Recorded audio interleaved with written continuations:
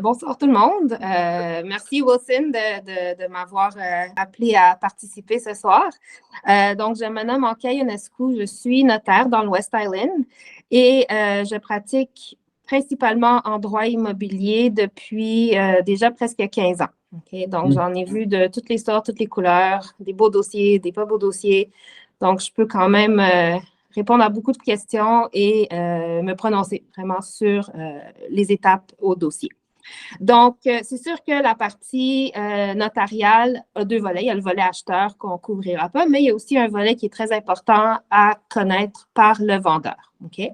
Donc, premièrement, le choix du notaire est toujours au choix de l'acheteur. Okay? C'est l'acheteur qui le choisit.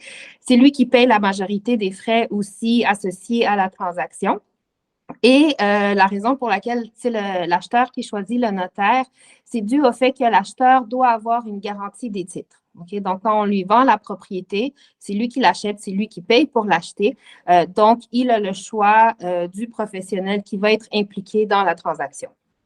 Maintenant, il faut se rappeler que le notaire est un officier de justice. Okay? Donc, nous, notre devoir principal, c'est de demeurer impartial. Okay? Donc, nonobstant le fait que c'est l'acheteur qui nous a choisis, le notaire représente la transaction et non l'acheteur ou le vendeur. Okay? Donc, on ne peut malheureusement pas négocier pour vous. Donc, s'il reste des points à négocier au dossier ou s'il y a une mésentente ou s'il y a quelque chose qui ne marche plus, même si on veut aider, malheureusement, on ne peut pas négocier. Donc, on va référer à votre courtier et si ça ne marche pas non plus, ben là, on va vous référer à des avocats. Et bon, ben, une fois que l'entente est prise, là, on va continuer notre travail. Okay? Donc, très important de retenir que le notaire ne représente pas l'acheteur, mais vraiment veille au respect, au respect de la transaction. OK? Maintenant, pendant la COVID, il y a eu toute l'histoire de signature électronique à distance qui a facilité beaucoup de transactions. Mais là, depuis novembre 2023, le ministre de la Justice a révoqué ce droit. On est de retour à une pratique normale, comme avant. Donc, les signatures se font en présentiel chez le notaire choisi. Il y a des cas d'exception que le ministre de la Justice a autorisés pour les signatures électroniques. Par exemple, si une des parties au dossier est à l'extérieur du pays, puis il n'y a pas moyen de se rendre chez le notaire pour la transaction. Donc là, on peut faire par signature électronique à distance, mais c'est vraiment de moins en moins fréquent. On va favoriser les procurations, on va favoriser d'autres moyens que la signature à distance. Donc, prévoir aussi un déplacement en tant que vendeur. Donc, évidemment, si vous vendez dans le West Island puis que votre acheteur a choisi un notaire à Laval, bien, prévoyez le déplacement à Laval, par exemple. Okay? Un moment, s'il te plaît, Anka. Oui. Sarina a une question. Alors, si tu aimerais, Sarina, vas-y. Anka, mais par contre, si, exemple, je pose la question parce que là, tu viens de me dire que tu viens de nommer quelque chose. Depuis novembre 2023, la signature électronique n'est pas favorisée, mais par mesure de transparence, je vais nommer la situation. J'avais un rendez-vous avec un notaire hier. Il y avait la passation, la vente s'est officialisée hier et les signatures se sont faites par distance. Ouais. Aucune des parties était à l'extérieur. C'est, comment je peux dire, c'est tout nouveau, le fait qu'on ne peut pas. Donc, il y a des notaires qui continuent malgré les instructions du ministre de la Justice. Mais ça ne change pas qu'on ne peut pas et que, bon, ben là, ils s'exposent potentiellement à une réprimande ou quoi que ce soit de la Chambre des notaires si ils inspectent ou s'ils ouvrent le dossier. C'est pas illégal, ça n'invalide pas l'acte. C'est juste on ne peut plus le faire. D'accord. Ouais. C'est très bon à savoir. Merci. Ouais. Ça va simplement à l'encontre des recommandations de la Chambre des notaires, si je peux. Oui, c'est ça. D'accord. Donc, quel document préparer en tant que vendeur? Donc, c'est sûr que c'est votre courtier immobilier qui a la charge de nous envoyer les documents, donc la promesse d'achat, les amendements, les modifications, certificats de localisation et tout ça. Mais vous allez aussi devoir de votre côté fournir certains documents au notaire. Par exemple, 2 pièces d'identité valides avec photo. Okay? Donc, assurez-vous que vous n'avez pas un permis expiré ou assurance maladie ou quelque chose qu'on ne peut pas utiliser.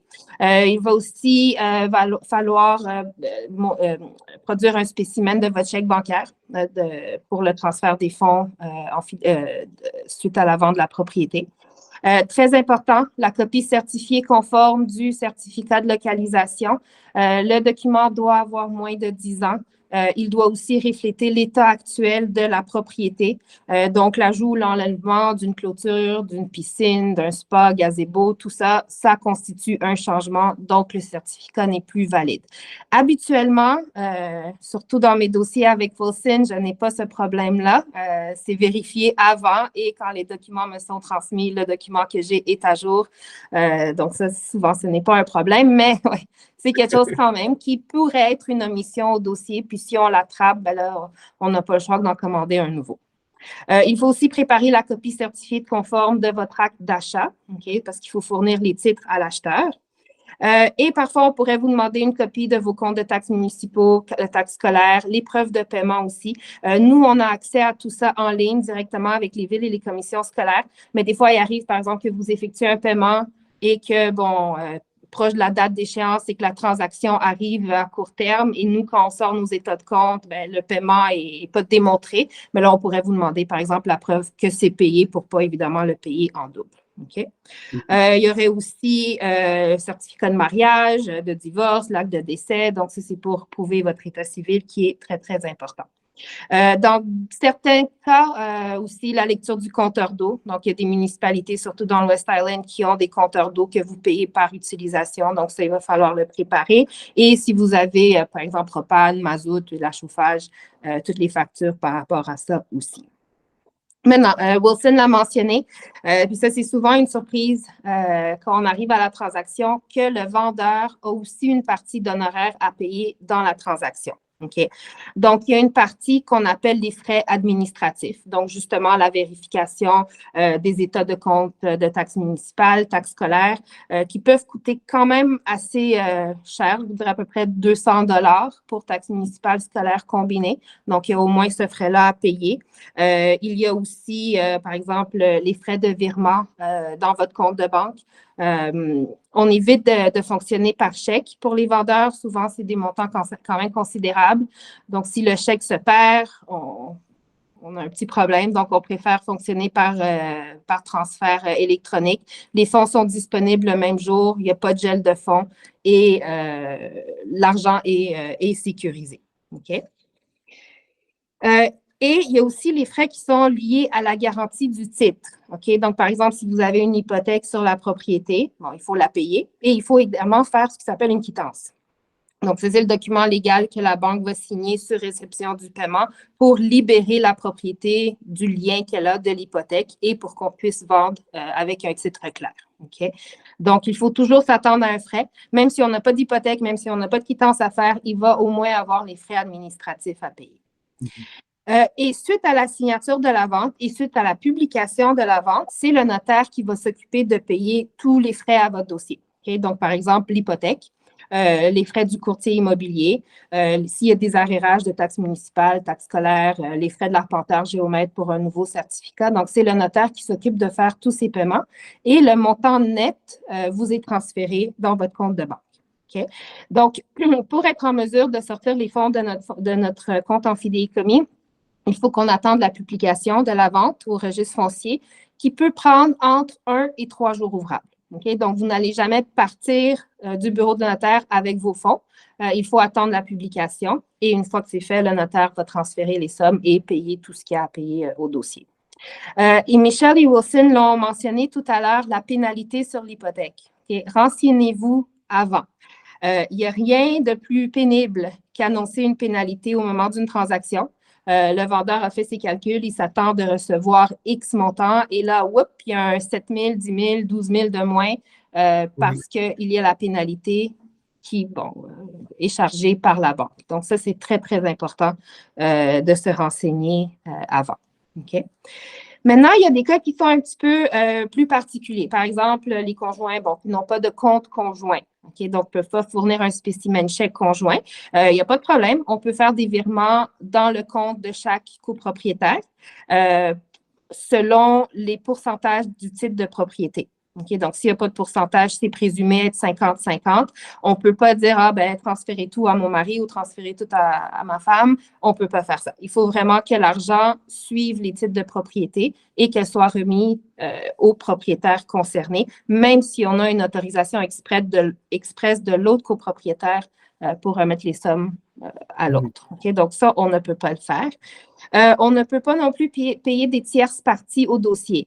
Okay? Donc, par exemple, lors de l'achat de la propriété, quelqu'un vous a prêté de l'argent pour la mise de fonds, un membre de la famille, un ami, peu importe, et cette personne n'a pas une hypothèque publiée sur l'immeuble, on ne peut pas lui remettre l'argent. Okay? Donc, on va vous remettre l'argent et vous allez payer cette personne-là. Okay? Et même chose en cas de séparation ou divorce. Okay? Donc, vous vendez la propriété, vous avez une entente de médiation qui dit qu'un reçoit plus que l'autre. On ne peut pas suivre ces indications-là. Il faut encore une fois qu'on remette selon les titres et vous allez faire le partage entre vous. La seule exception, c'est si on a un jugement de divorce qui est entériné par un juge de la Cour supérieure qui force le notaire à débourser autrement que les sommes, que les pourcentages sur le titre, alors là, c'est possible. Okay? Mais si vous faites juste dire on s'entend bien, on a signé une entente, on a fait de la médiation, là, on ne peut pas. Okay? Donc, ça, c'est très important. Ça peut être une surprise parfois, mais c'est vraiment juste les personnes sur le titre et dans les proportions mentionnées qui peuvent recevoir les fonds. Okay? Et dernièrement, une fois que tout est signé, tout est payé, les copies des actes sont toujours transférées aux acheteurs. Donc, en tant que vendeur, vous n'allez pas recevoir une copie de votre acte de vente, sauf si la propriété que vous vendez est une propriété à revenu pour laquelle vous devez déclarer un gain en capital sur vos impôts. Alors là, on va vous transférer la copie de l'acte pour les fins comptables, fiscales. Mais sinon, tout est remis à l'acheteur directement. Okay? Et un dernier petit point, ça arrive quand même assez souvent. Si vous vendez votre propriété pour en acheter une autre, okay, il faut allouer assez de temps entre les deux transactions. Okay? C'est ce qu'on appelle des transactions back-to-back. Un jour n'est pas suffisant. Okay? Il faut vraiment allouer un minimum de 5 jours ouvrables, surtout si on a 2 notaires différents d'impliqués. Okay? Parce que le premier notaire qui fait votre vente doit avoir le temps de recevoir la publication, de payer ce qu'il a à payer et de transférer les sommes en fidéicommis au notaire de votre achat. Okay? Donc, tout ce processus pourrait prendre 3-4 jours, mais on dit 5 jours pour être sûr parce que des fois, tout dépendamment de la somme des virements, il y a des banques qui veulent faire des vérifications additionnelles, surtout si c'est des gros montants. Donc, ça pourrait bloquer 1 jour de plus. Donc, pour votre achat, c'est sûr que vous avez votre choix de notaire et si c'est un notaire différent, bien, c'est là qu'il faut penser aux 5 jours ouvrables. Si vous décidez d'aller avec le même notaire que celui qui effectue votre vente, alors là, je vous dirais qu'un 3 jours, ça serait suffisant. C'est vraiment juste le temps d'avoir la publication de votre acte de vente pour pouvoir sortir l'argent de votre vente pour l'appliquer sur votre achat. Donc, j'ai pas mal fait le tour de ce qui était important à retenir. Vous avez partagé. Oui, il y a quelqu'un qui pose une question, mais sincèrement, vous avez partagé beaucoup, beaucoup plus que je m'attendais. Alors, c'était fantastique. Merci beaucoup. C'est pour ça qu'on te recommande souvent à nos clients parce que je sais qu'ils sont entre bonnes mains. Je sais que Michel vient de lever la main tantôt. Je ne sais pas si elle a une question. Puis moi, j'aurais peut-être 1 ou 2 questions à rajouter sur ce que tu as mentionné. Tu avais levé la main, Michel? Oui, mais Anka a répondu à la question au fur et à mesure de son discours. Là. Elle a répondu à ma question. Là. Il n'y a pas de problème. Là.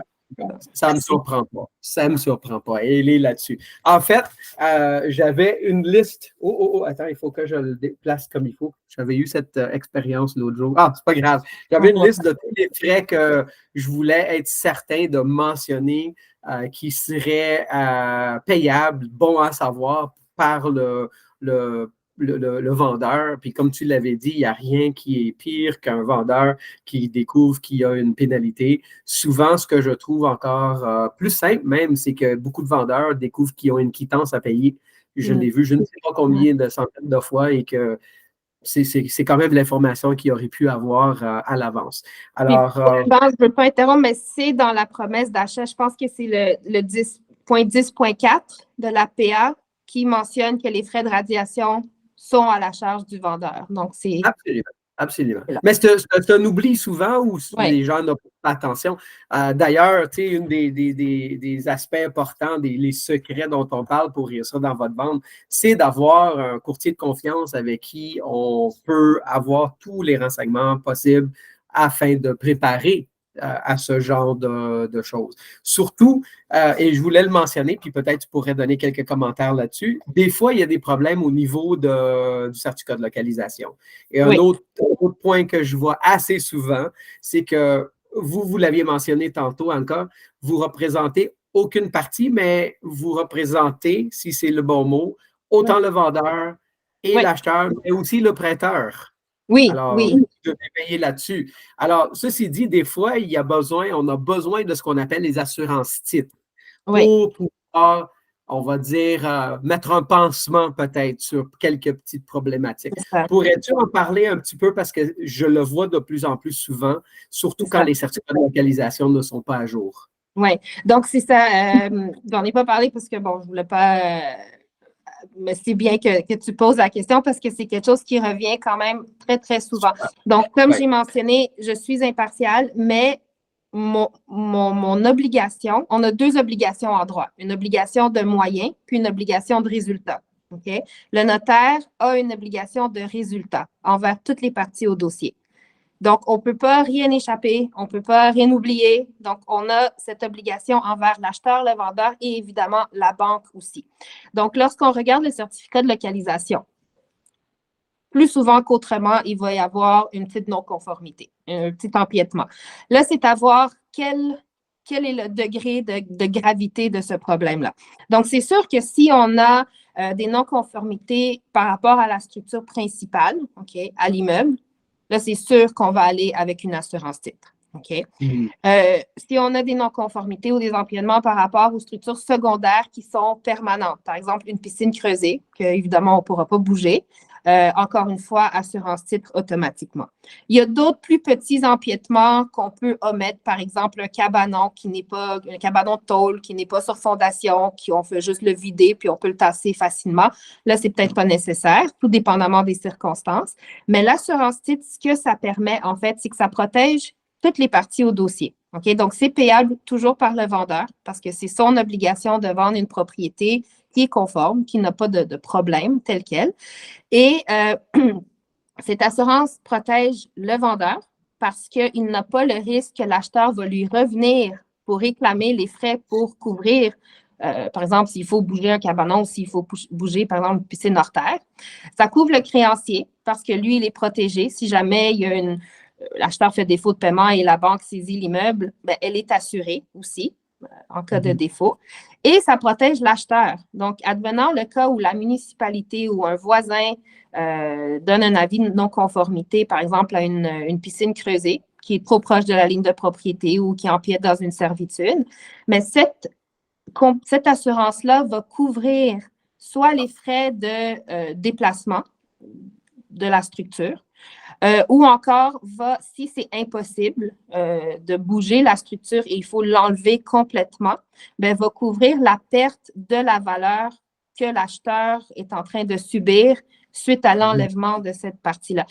Par exemple, on le voit souvent dans des cas de garage, okay? Des garages qui ont été construits après que la propriété a été construite et que, bon, c'est trop proche de la ligne de propriété. C'est non conforme à la réglementation municipale et, bon, la ville se prononce et donne un avis de non-conformité.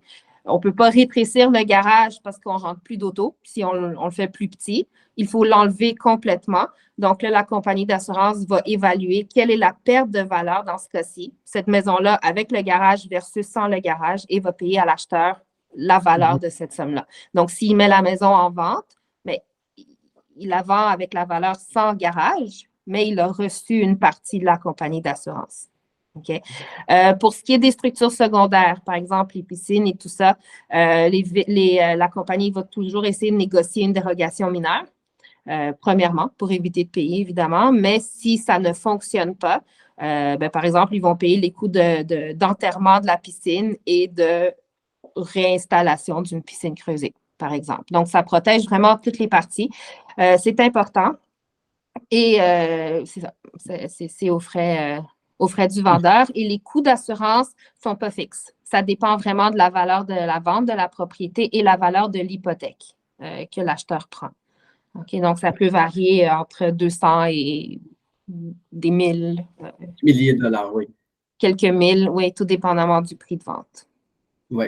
Merci beaucoup d'avoir pris la peine et le temps d'expliquer ça parce que surtout pour les vendeurs, c'est comment je veux dire, c'est un enjeu important que je vois de plus en plus souvent et je pense que c'est important de bien connaître tous les frais à prévoir d'avance. Alors, c'est pour cette raison. Nous, on a même un document, un genre de tableau qu'on a créé avec tous les frais. On a juste à remplir les cases et faire un petit calcul. Les mêmes sur un fichier Excel, ce qui permet à nos clients de vraiment connaître quasiment au dollar près les frais qu'ils vont pouvoir ou vont devoir payer lorsqu'ils vendent leur maison. Okay? Alors, merci beaucoup, Anka. Est-ce que tu as d'autres choses à rajouter? Tu en as beaucoup dit, puis je suis très content de ce que tu as partagé, même plus que je m'attendais. Alors, c'était fantastique. Ça me fait plaisir. Merci.